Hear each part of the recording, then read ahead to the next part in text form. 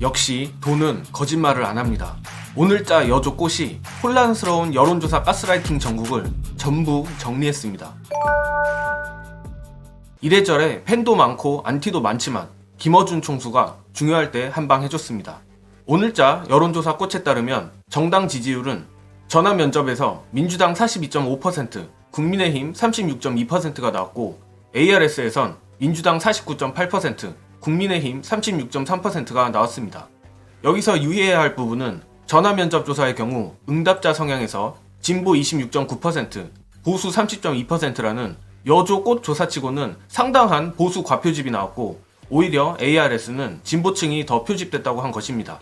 그러나 전화 면접의 보수 과표집, ARS의 진보 과표집이라는 변수를 전부 덜어낸다고 쳐도 국민의힘은 오차범위 바깥으로 민주당에 뒤지고 있는 상황입니다. 가뜩이나 최근 가발단들의 놀이터가 돼버린 펜코도 근래 여론조사로 신나게 민주당 욕을 하다 오늘 여론조사 꽃에 멘탈이 나가버렸는데 지들도 좌파 여준이 뭐니 하지만 속으론 비싼 게 정확하다는 걸 아니 더 부들부들 하는 거죠.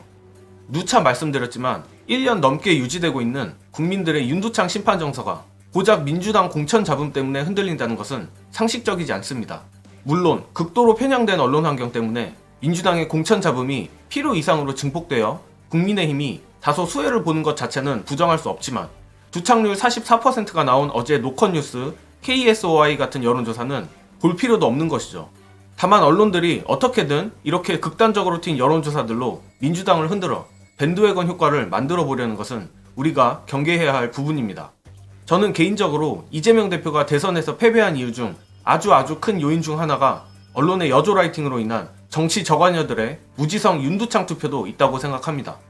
이러나 저러나 김어준 총수가 이번만큼은 정말 듬직해 보이는데 관련해서 여론조사 꽃이 다른 여론조사보다 정확할 수밖에 없는 이유 보시고 이어가겠습니다. 그런데 이번 한국사회여론연구소의 조사 결과를 인용해서 총선 판세가 요동치고 있다. 기사 엄청 많이 나왔어요. 네, 민주당이 위기에 빠졌다. 김건희 위기 안 여사의 빠졌어요. 명품백을 믿다가 지지율이 추락했다. 이런 기사가 지금 쏟아지고 있습니다. 이대로 가면 참패다 막 이런. 네. 이게 이제 제 입장에서는 여론조사 꽃의 대표 입장에서는 이거는 또 여론조사 가스라이팅인가? 여론조사 꽃의 조사는 반드시 맞고 다른 조사기관의 조사는 반드시 틀렸다는 얘기가 아니고요. 그렇지 않은 조사도 있잖아요. 제일 비싼 조사. 저희가 왜 제일 비싼 줄 아십니까? 원래 전화면접 교과서에는 전화를 그런데 안 받잖아요. 다시 걸라고 하는데 그 한 번을 다시 걸 때마다 다 돈이거든요. 저희는 다시 겁니다. 받을 때까지. 그리고 조사 시간대도 중요하고 주말에는 조사 잘 안 하거든요. 네. 비싸거든요. 1.5배로 비싸져요. 저희는 주말에도 조사합니다. 저녁 때도 조사 잘 안 하거든요. 돈 더 줘야 돼서 저녁 때 조사합니다. 저녁에는 사람들이 없습니까? 자, 그렇게 다 조사해서 내는 결론인데 저희 조사로는 역전된 적이 없다고요.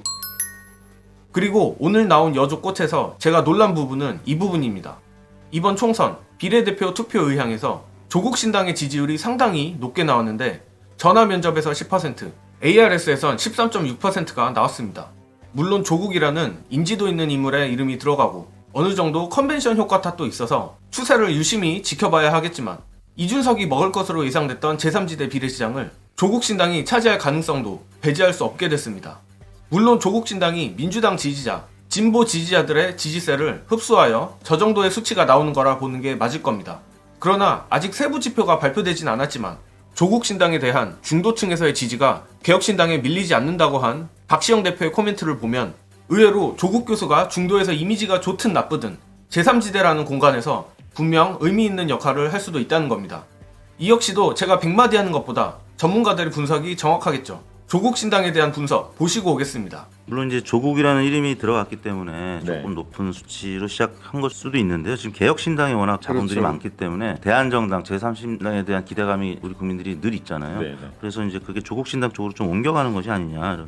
정치 저관층 혹은 중도층 중에 제3세력을 원하는 사람들이 상대적으로 진보적인 성향의 사람들이 조국 신당으로 갔을 수 있습니다. 네. 예. 중도층에서도 안 밀리더라고요. 그 개혁신당에 비해서. 제3지대 바람은 조국 신당이 가져갈 수도 있겠다 싶습니다. 조국신당은 과거 열린민주당 또 정의당이 갖고 있던 포션을 지금 상당 부분 흡수한 다 흡수한 그런 상황이에요, 거의. 네. 예. 그러니까 진보 진영 내부에서 봤을 때는 비례까지 합치면 그래도 조국 신당의 존재 때문에 과반이 가능하다라는 어떤 추론을 할 수 있는 플랫폼이 되지 않을까 이게 이제 분석이 나오고 민주당과 조국 신당의 관계 정립 때문에 민주당도 이제 고심을 하게 될 것 같아요. 네, 이렇게 쭉 그냥 갈 것이냐, 아니면 조국 신당이 어떤 제안을 해서 같이 가져갈 것이냐, 그런 고민도 이제 막판에 할 수밖에 없죠.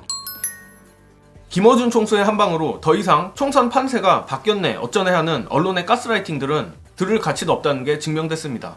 또한 조국 교수가 창당을 선언한 이상 이에 대해서도 욕하고 논쟁을 하는 것 자체가 도움이 안 됩니다. 여전히 유효한 윤석열 심판선거라는 대세 아래 조국 신당이라는 변수를 어떻게 최대한 유리하게 가져갈지를 고민해야 합니다. 답은 하나죠.